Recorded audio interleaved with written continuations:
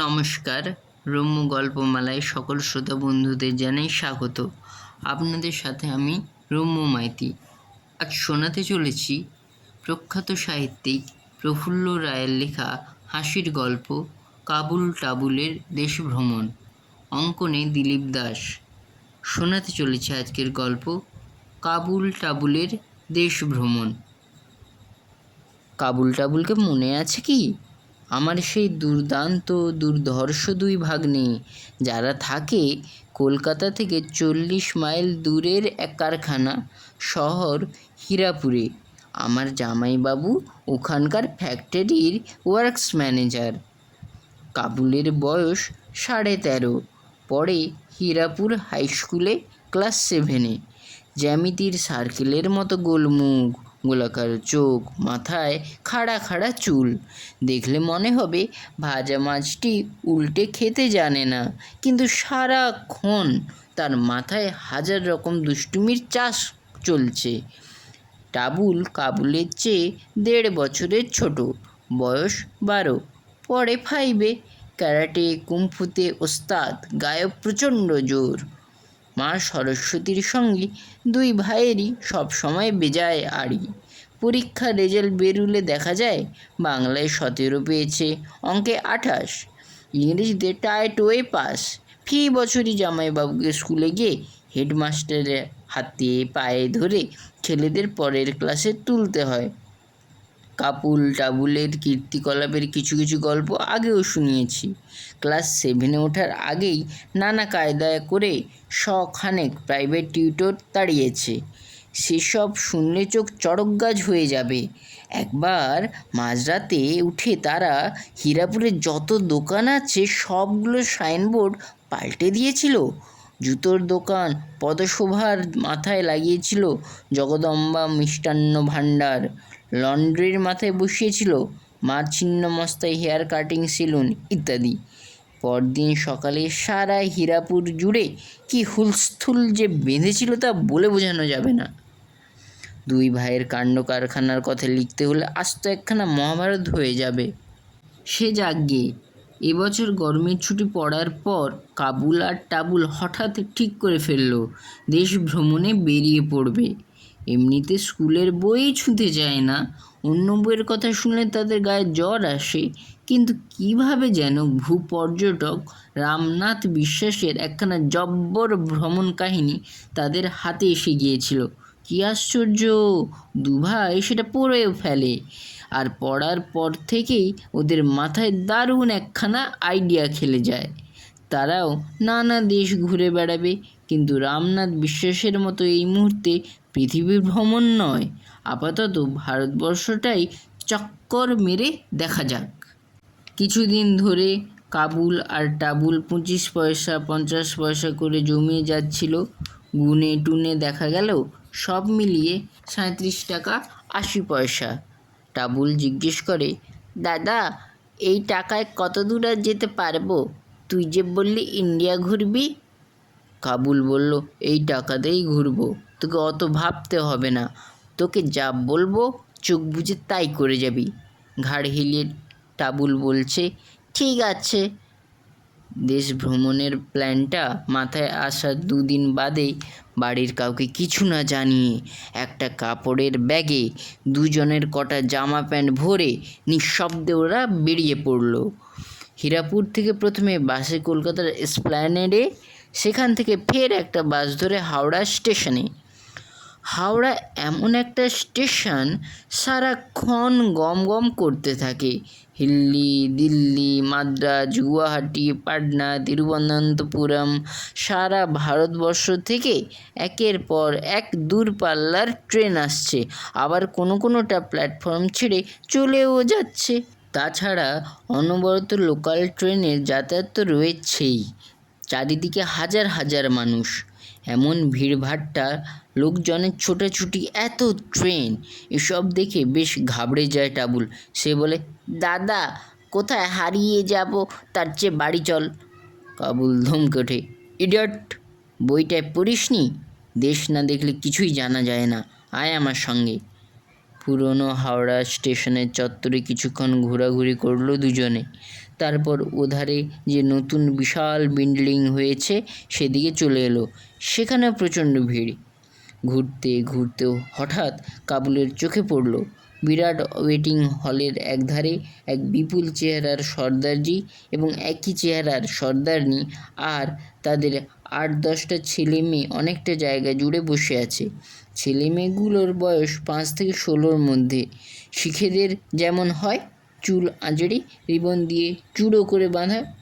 কিছুক্ষণ চিন্তা করে আস্তে আস্তে সর্দারজির সামনে এসে দাঁড়ালো কাবুল, তার পিছনে টাবুল। সর্দারজি লোকটা ভালো, অনেক দিন কলকাতায় আছেন, একটু টান থাকলেও বাংলাটা নির্ভুল বলতে পারেন। জিজ্ঞেস করলেন, কী রে বেটা, কিছু বলবি? সর্দারজি এবং বাহিনীকে দেখে এর মধ্যে একটা দারুণ প্ল্যান মাথায় এসে গেছে কাবুলের। সে বলল, চাচাজি, আপনারা কোথায় যাচ্ছেন? সর্দারজি বললেন, চেন্নাই, মানে মাদ্রাজ, আমার ভাতিজার বিয়ে। তারপর জিজ্ঞেস করলেন, তোরা কোথায় যাবি? এক পলক না ভেবে কাবুল বলল, আমরাও চেন্নাই চলেছি। ও আচ্ছা। সর্দারজি আর কিছু জিজ্ঞেস করলেন না, কাবুল টাবুলকে নিয়ে ওখান থেকে সরে পড়ল।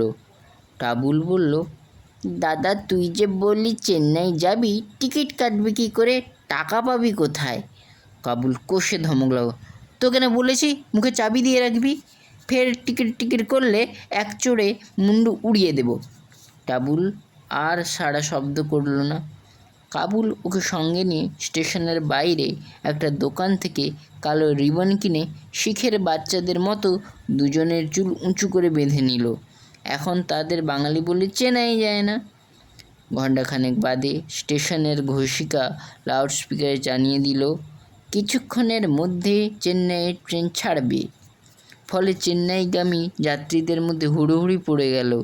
তারা সবাই প্ল্যাটফর্মের দিকে ছুটছে। এদিকে সর্দারজিও হাঁক ডাক করে 3টে কুলি ডাকলেন। তারা লটবহর মাথায় চাপিয়ে এগিয়ে গেল। ওদের সঙ্গে সর্দারজি, সর্দারনি এবং তাদের অক্ষৌহিনী। কাবুল টাবুলকে নিয়ে সেই বাহিনীতে ঢুকে পড়ল। টিকিট দেখিয়ে সর্দারজি তাঁর গোটা ফ্যামিলিকে নিয়ে প্ল্যাটফর্মে চলে এলেন। তাঁর ছেলে মেয়েদের গায়ে লেপ্টে থেকে কাবুল টাবুলও প্ল্যাটফর্মে এসে গেল। টিকিট চেকাররা আলাদাভাবে তাদের লক্ষ্য করেনি। প্ল্যাটফর্মে ঢুকে মাথার রিবন খুলে যেমন ছিল ফের তেমন হয়ে গেল কাবুল আর টাবুল।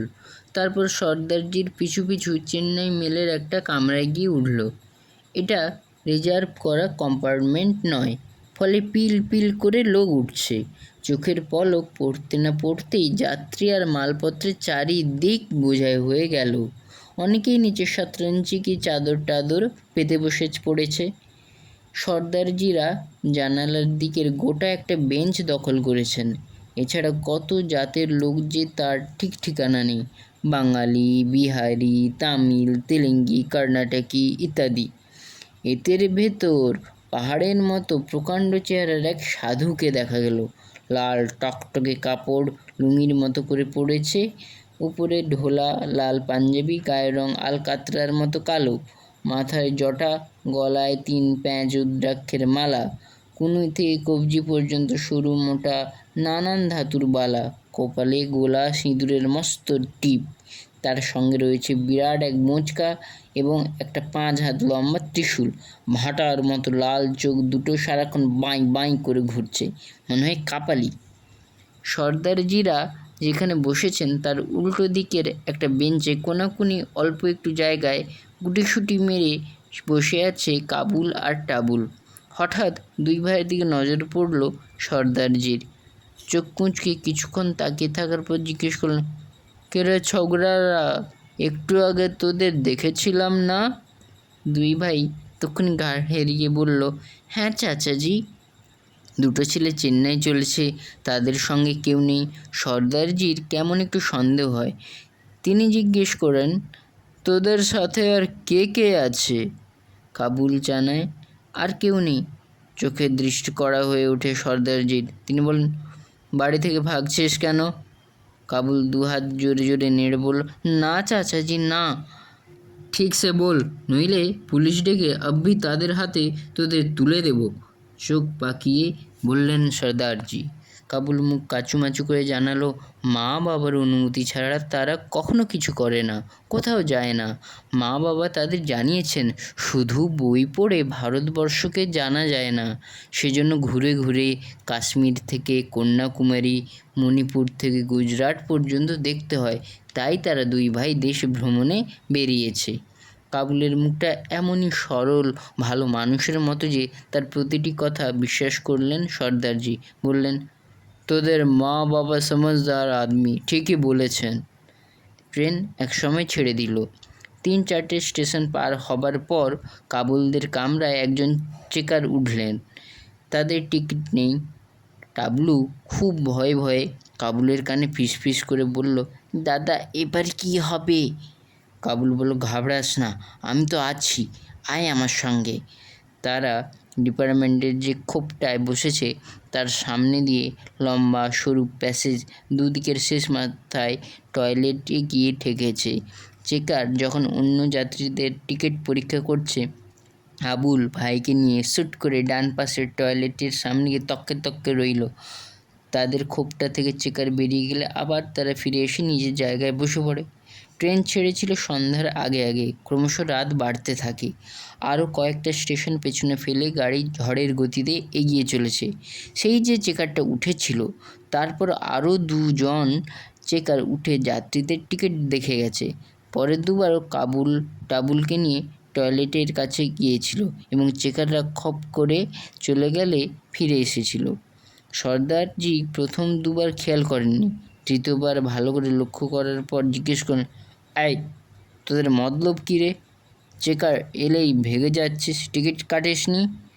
কাবুল বুঝতে পারল সর্দারজির কাছে ধরা পড়ে গেছে। করুণ মুখে বলল, চাচাজি, টিকিটের জন্যে এত লম্বা লাইন পড়েছিল যে কাটতে পারিনি। টিকিট কাটতে গেলে ট্রেন ধরতে পারতাম না। সর্দারজি ধমকে উঠলেন, বদমাশ কাহিকা, টিকিট কাটতে গেলে ট্রেন ছেড়ে দিত? বিনা টিকিটে যাওয়ার ধান্দা। এবার চেকার উঠলে ঠিক ধরিয়ে দেব। কাবুল উত্তর দিল না। ফের চেকার উঠলে কি করবে মনে মনে তার ফোন দিয়ে আঁটতে লাগলো। রাত 11টার পর যাত্রীদের মধ্যে ঘুমের তোড়জোড় শুরু হলো। সর্দারজিরা যে বেঞ্চটা দখল করেছিল তার উপর বিছানা পেতে ছেলেমেয়েগুলোকে শুয়ে তিনি এবং সর্দারনিও কোনো রকমে শুয়ে পড়লেন। সেই চকচকে লাল কাপড় পরা কাপালিক পুরো একটা বেঞ্চ জুড়ে একাই শুয়েছেন, ধারে কাছে কাউকে ঘেঁষতে দেননি। এরা ছাড়া যে যেখানে পেরেছে কাঁধ হয়ে বা বসে বসে ঢুলছে, এমনকি নিচেও অনেকে শতরঞ্জি বা চাদর পেতে শুয়ে পড়েছে। কোথাও সূঁচ গলাবার মতো জায়গা নেই। এদিকে টাবুলেরও চোখ জুড়ে আসছিল, তবে ট্রেনে চড়লে কাবুলের একেবারেই ঘুম আসে না। তবু সেই সকালবেলার হীরাপুর থেকে দুবার বাস পাল্টে হাওড়া এসে ট্রেন ধরেছে। গা হাত পা যেন ভেঙে আসছে। এখন শুয়ে পড়তে পারলে ভালো হতো। টাবুল পাশ থেকে বলল, দাদা আমি আর বসে থাকতে পারছি না রে, কোথায় শুই বলতো, কোনো দিকে এতটুকু ফাঁক নেই। কাবুল বলল, দাঁড়া দেখছি, বলে এদিক সেদিক তাকাতে লাগলো। হঠাৎ চোখে পড়ল দুধারের বাঙ্ক, সেখানে মালপত্র রাখা হয়, বাস্কেট, সুটকেস, নানা ধরনের পুঁটলিতে বোঝাই। তবু সেসবের পিছন দিকে সামান্য একটু জায়গা বাবা গেলেও যেতে পারে। কাবুল ডান পাশের বাক্সটা দেখিয়ে টাবুলকে বলল, ওখানে উঠে পড়ো। চোখের পলকে টাবুল উঠে পড়ে এবং লটপট সরিয়ে শোবার মতো জায়গা করে নেয়। ভাইয়ের ব্যবস্থা হয়ে যাওয়ার পর বাঁ ধারের বাঙ্কটায় উঠে একইভাবে কাবুলে শুয়ে পড়ে। ট্রেন প্রচণ্ড স্পিড তুলে অন্ধকারে চিরে চিরে ছুটে চলছে। এত শব্দ মনে হয় ঝড় বয়ে যাচ্ছে। কামরার একটা মানুষও এখন জেগে নেই। গভীর ঘুমে সবাই ডুবে আছে। ঘুমন্ত সর্দারজির নাকের ভেতর থেকে মেঘের ডাকের মতো আওয়াজ বেরিয়ে আসছে। কাপালিক টাইপের সাধু মহারাজেরও কম যান না। ওধারে বেঞ্চে শুয়ে শুয়ে তিনি এমন নাক ডাকছেন যেন মুড়মুড় বাজ পড়ছে। এছাড়া অন্যদের সরু মোটা মিহি নানা টাইপের নাসিকার বাজনা শোনা যাচ্ছে। সকলে ঘুমোচ্ছে, কিন্তু একজনই শুধু জেগে আছে, সে কাবুল। ট্রেনের অনবরত ঝাঁকুনিতে মাঝে মাঝে তার একটু ঝিমুনি আসে, পরক্ষণেই সেটা কেটে যায়। হঠাৎ তার চোখে পড়ল সর্দারজির স্ত্রী জলহস্তির মতো বিশাল শরীর এলিয়ে শুয়ে আছেন। তাঁর গদার মতো একটা হাত বেঞ্চের বাইরে ঝুলছে। সেই হাতে গোছা গোছা সোনার চুড়ি, গলার মোটা লম্বা হারটাও নিচে অনেকখানি ঝুলে আছে। মহিলার নাকে হীরার নাকছাবি, কানে ঝুমকো, মোট কথা তার সারা শরীর একেবারে সোনায় মোড়া। মাঝরাতে কি একটা স্টেশনে এসে থামল ট্রেন। কামরায় যে প্যাসেঞ্জাররা রয়েছে তাদের কেউ নামল না, তবে দুটো লোক উঠল। 25 থেকে 30-এর মধ্যে বয়স, ভাঙা গাল, মুখে খাপচা খাপচা দাড়ি।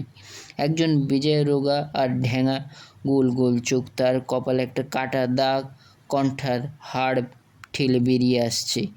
অন্য লোকটার স্বাস্থ্যের তুলনায় একটু ভালো, ছোট ছোট ধূর্ত চোখ তার, ভুরুতে লোম নেই বললেই হয়, থ্যাবড়া থুতনি।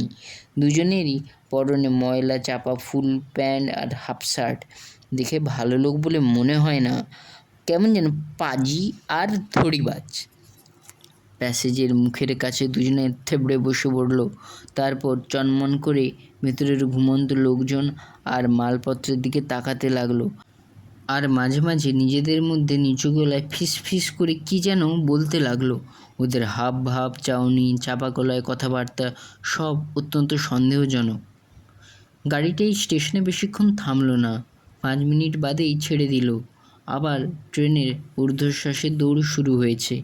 বাঙ্কের একটা বড় বেতের ঝুড়ি আড়াল থেকে কাবুল লোক দুটোর উপর নজর রাখছে, কিন্তু এরা তাকে দেখতে পাচ্ছে না। গাড়িটা চলছে তো চলছেই, বোঝা যাচ্ছে পরের স্টেশনটা অনেক দূরে। এধারে ওধারে তাকাতে তাকাতে হঠাৎ লোক দুটোর নজরে এসে পড়ে সর্দারনির গয়নাগুলোর উপর। তাদের চোখ দুটো জ্বলে ওঠে যেন। রোগা লোকটা তার সঙ্গীকে কি যেন ইশারা করে। কেউ তাদের লক্ষ্য করছে কিনা ভালো করে সেটা বুঝে নেয়। তারপর কিরকিটির মতো বুকে হেঁটে হেঁটে সর্দারনির দিকে নিঃশব্দে এগিয়ে আসে। কাবুল সব দেখতে পাচ্ছিল, কি করবে প্রথমটা বুঝে উঠতে পারছিল না। ওদিকে রোগা লোকটা সর্দারনির ঝুলন্ত হাতটা আলতো করে তুলে ধরল এবং তার সঙ্গী খুব সাবধানে ওর চুড়িগুলো যখন খুলতে যাবে, হঠাৎ খারাপ স্বপ্ন দেখে মানুষ যেমন করে চেঁচিয়ে ওঠে, অবিকল সেইভাবে চিৎকার করে উঠল কাবুল। তক্ষুনি লোক দুটো বিদ্যুৎ গতিতে পিছু হটে তাদের পুরনো জায়গায় ফিরে গিয়ে ফের থেবড়ে বসে পড়ে। এদিকে কাবুলের চিৎকারে কামরার ওই খোপটার সবার ঘুম ভেঙে গিয়েছিল। সকলে ধড়মড় করে উঠে বসে। সর্দারজি চোখ রগড়াতে রগড়াতে বলে, কিয়া হুয়া রে, কিয়া হুয়া? কাবালিক তার পাহাড়ের মতো শরীর টেনে তুলে গমগমে গলা বলে, কন চিল্লায়া রে? চারপাশ থেকে বাকি প্যাসেঞ্জারদেরও একই প্রশ্ন, কে চেঁচালো, কেন চেঁচালো, ইত্যাদি। লোক দুটো যে সর্দারনির গয়না চুরি করার তালে ছিল তার কোনো প্রমাণ কাবুলের হাতে নেই। সে বেতের বাস্কেটের আড়াল থেকে মুখ বাড়িয়ে কাতর গলায় বলল, আমি চিল্লিয়েছি। চোখের তারা দুটো বনবন করে ঘোরাতে ঘোরাতে সর্দারের যে হুঙ্কার ছাড়ে, কেন রে? কাবুল চট করে উত্তরটা মনে মনে ঠিক করে নিয়ে বলে, চাচাজি, মাঝে মাঝে স্বপ্ন দেখে আমি এরকম চেঁচিয়ে উঠি। সর্দারজি এবার একটু নরম হয়ে বলে, হ্যাঁ, অনেকে নিজের ভেতরে এরকম চেঁচিয়ে ওঠে। এই নে পানি পিয়েলে, তারপর শুয়ে পড়। ওয়াটার বোতল থেকে গ্লাসে জল ঢেলে কাবুলকে দেন তিনি। কাপালিকও বলে, সোজা বেটা সোজা। প্যাসেঞ্জাররা আবার যে যার জায়গায় শুয়ে পড়ে। শোবার সঙ্গে সঙ্গে ঘুম। কাবুলও জল খেয়ে লটবহরের ভেতর শুয়ে পড়েছিল, কিন্তু তার চোখ সেই চোর দুটোর উপর। ওরা যে সর্দারনির গয়নাগাটি হাতাবার সুযোগ ছাড়বে না সে সম্বন্ধে কাবুল নিশ্চিত। ট্রেন ফের ঊর্ধ্বশ্বাসে ছুটতে শুরু করেছে। অন্য প্যাসেঞ্জারদের নাকের আওয়াজ ছাপিয়ে আগের মতোই কাপালিক এবং সর্দারজির নাক পাল্লা দিয়ে ডেকে চলেছে। মিনিট 15 পর সেই চোর হাঁটুর ওপর ভর দিয়ে হামাগুড়ি দিতে দিতে সর্দারনির দিকে এগিয়ে আসে। এবার তারা অনেক বেশি সতর্ক। প্রথমবার ওরা চুড়ি খুলতে চেষ্টা করেছিল, এবার ধারালো কাঁচির মতো একটা যন্ত্র পকেট থেকে বার করে সর্দারনির সোনার হারটা যেই কাটতে যাবে তখনকার মতো করে চেঁচিয়ে উঠল কাবুল। সঙ্গে সঙ্গে এক লাফে লোক দুটো নিজের জায়গায় ফিরে গিয়ে বসে। কামরার প্যাসেঞ্জারদের দ্বিতীয়বার ঘুম ভেঙে যায়। সবার সেই একই প্রশ্ন, কি হয়েছে, কেন এই চিৎকার? কাবুল বুঝতে পারলো এবার গোলমাল হয়ে গেছে, চেঁচামেচিটা আগেই করে ফেলেছে। হাত জোড় করে করুণ মুখে বলে, আবার খারাপ স্বপ্ন দেখেছিলাম। দুবার বাধা পড়ায় চোর দুটো এবার অনেক বেশি সতর্ক। কিছু একটা আন্দাজ করে নিয়ে তারা কাবুলের বাঙ্কের দিকে অনেকক্ষণ তাকিয়ে থাকে, কিন্তু ওরা যদি চলে ডালে ডালে, কাবুল যায় পাতায় পাতায়। চোখ দুটো আধাআধি খুলে সে চোর দুটোকে দেখতে থাকে। সামনে বেতের বাস্কেট টাস্কেট থাকায় চোরেরা বুঝতে পারছে না কাবুল জেগে আছে না ঘুমিয়ে পড়েছে। তাছাড়া যতবারই সর্দারনির গয়নায় হাত দিচ্ছে ততবারই ছোকরা চেঁচিয়ে উঠছে, এটা ওর বজ্জাতি কিনা কে জানে। যখন দুই চোর বুঝতে পারলো কাবুল সত্যিই ঘুমিয়ে পড়েছে, আবার তারা গুটি গুটি সর্দারনির কাছে চলে আসে। কাবুল ঠিকই করে ফেলেছে, এবার আর কাঁচা কাজ করবে না। চোরেরা চটপট হাড় কেটে চুড়ি খুলে তাদের পকেটে পুরে আবার প্যাসেজের মুখে গিয়ে বসে। তৃতীয়বার কোনো রকম বিঘ্ন ঘটেনি, তারা বেজায় খুশি। কাবুল বুঝতে পারছিল কাজগুলো গোছানো হয়ে গেছে, পরের স্টেশনে ট্রেন থামলেই চোরেরা নেমে যাবে। অতএব এখনই যা করবার করে ফেলতে হবে, সময় বেশি নেই। পুরনো অস্ত্রটাই কাজে লাগায় সে, অর্থাৎ হা করে আর একবার চেঁচিয়ে ওঠে, ফলে আবার সবাই জেগে ওঠে। তিনবার ঘুম ভাঙিয়েছে কাবুল। প্যাসেঞ্জাররা এমনই ক্ষিপ্ত হয়ে উঠল যেন তাকে খুনই করে ফেলবে। কাপালি এবং সর্দারজি শুদ্ধ সকলে তার দিকে তেড়ে আসে। জোর হাতে কাবুল বলে, আপনাদের যা ইচ্ছে তাই করবেন, তার আগে ওদের পকেটগুলো সার্চ করুন বলে চোর দুটোকে দেখিয়ে দেয়। সর্দারজি জিজ্ঞেস করেন, ওদের পকেটে সার্চ করবো কেন? কাবুল বলে, করে দেখুন না, তারপর যদি মনে হয় আমার গলা টিপে ধরবেন কি কামরা থেকে বাইরে ছুঁড়ে ফেলে দেবেন, আপত্তি করব না। হই হই করে সর্দারজিরা চোর দুটোর উপর ঝাঁপিয়ে পড়লেন এবং তাদের পকেট থেকে সর্দারনির চুড়ি, বালা, হারটার সব বেরিয়ে পড়ল। কাবুল বাং থেকে নিচে নেমে পড়েছিল। সকলকে বুঝিয়ে বলল কেন সে 3বার ডাক দিয়ে চেঁচিয়ে উঠেছিল। প্যাসেঞ্জাররা চোর দুটোর ওপর এত রেগে গেছে যে খুনই করে ফেলবে, কিন্তু তাদের থামিয়ে দিয়ে ত্রিশূলের মোটা হ্যান্ডেলের পিছন দিকটা দিয়ে চোরেদের পেটে গুঁতো মারতে মারতে বলতে লাগলেন সাধুজি, মহাপাপী মহাপাপী। এদিকে কাবুলকে বেড়াল ছানার মতো কাঁধে তুলে নাচতে নাচতে সর্দারজি হেঁড়ে গলায় বলতে লাগলেন, বেটা তুই আমাদের বাঁচিয়ে দিয়েছিস, গয়নাগুলো চুরি হলে আমাদের বহুত লস হয়ে যেত। চেন্নাইতে তুই আর তোর ভাই আমার গেস্ট হয়ে থাকবি, তামাম শহরটার চারপাশের সব কিছু তোদেরকে দেখিয়ে দেব। কি বেটা খুশি তো? কাবুল কাঁধের ওপর থেকে বলল, খুব খুশি চাচাজি। চেন্নাইতে নামার পর টাবুল বলল, দাদা চেন্নাইতে দেখার তো ব্যবস্থা হলো, কিন্তু সারা দেশ ঘোরার কী হবে? কাবুল বলল, কোনো চিন্তা নেই, এরকম আরও কত সর্দারজি রয়েছে, তাদের ঘাড়ে চড়ে পুরো দেশটা আমরা ঠিক ঘুরে বেড়াবো। কেমন লাগলো আজকের এই গল্প? কমেন্ট বক্সে অবশ্যই লিখে জানান, এবং গল্পটি ভালো লাগলে লাইক এবং শেয়ার করতে ভুলবেন না। পরবর্তীকালে নিত্য নতুন আরও নানা স্বাদের গল্প পেতে এখনই আমার চ্যানেলটি সাবস্ক্রাইব করুন এবং আমার পাশে থাকুন। ধন্যবাদ।